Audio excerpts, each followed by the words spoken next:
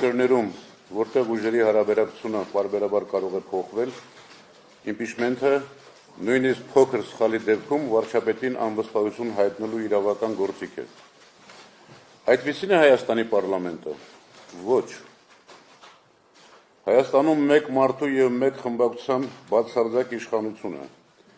մեկ մարդու դիկտատուրա քաղաքական մեծամասնություն ՔՊ-ի վրա։ Այսօրվա Հայաստանում իմպիչմենթի գործընթացը հնարավոր է եւ պետք է սկսել միայն այն ժամանակ, երբ երկրում կա իրական երկիշխանություն։ Երբ այս իշխանությունը չի տիրապետում իրավիճակին, թելադրողը փողոցն ու ընդդիմությունն են,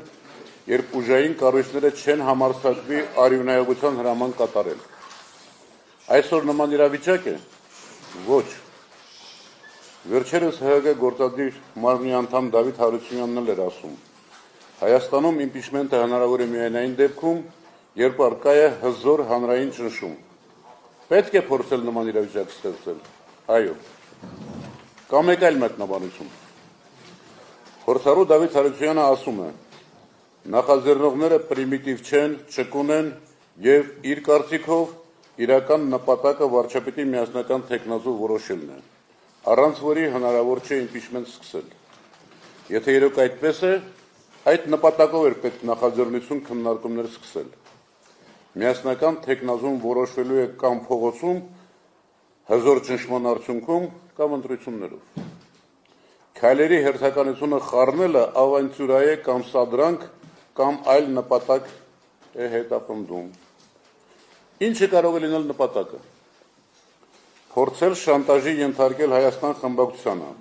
կամ ասեք իմպիչմենթի են գնում երկրորդ նախագահ Ռոբերտ Քոչարյանի թեկնածությամբ, կամ ընդունեք Ռոբերտ Քոչարյանը ձեր թեկնածուն չէ։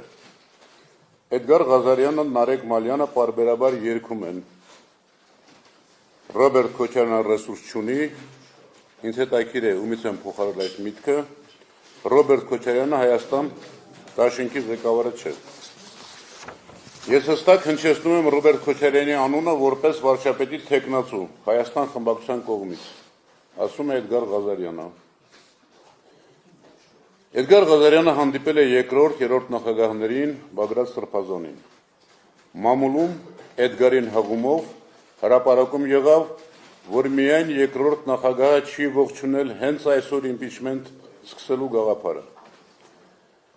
Հարգելի լրագրողներ, հաշվեք, ես գիտեմ, չգիտեմ նախագահների հետ զրույցների բովանդակությունը։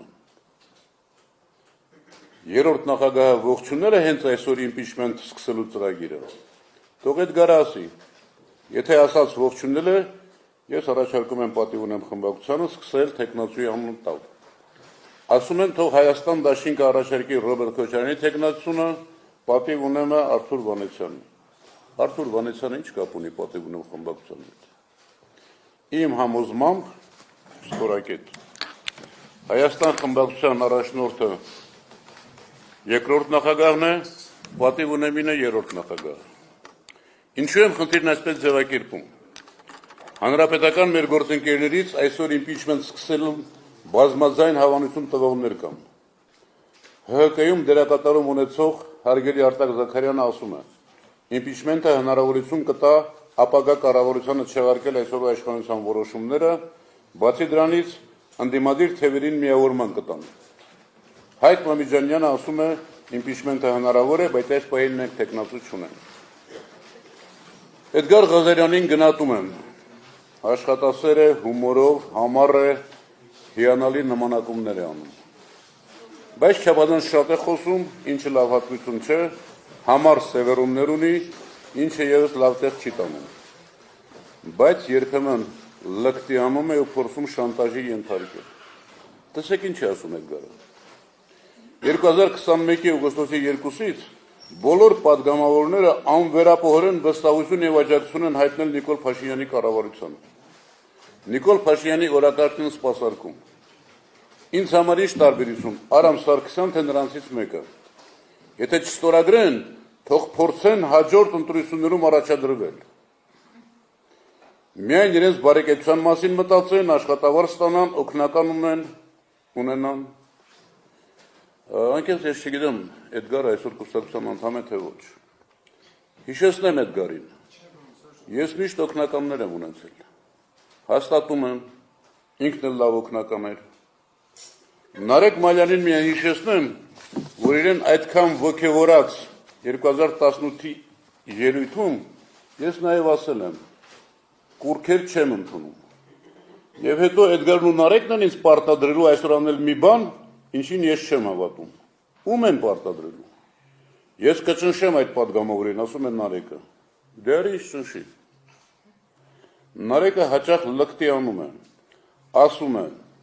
2021-ին խաբել են ավանցյուրիստի նման, քվեին կլյանչի տանում, անդիմադիր աֆերիստներ, ամբարոյական կեցվածք ունեն։ Սիրով ասեմ,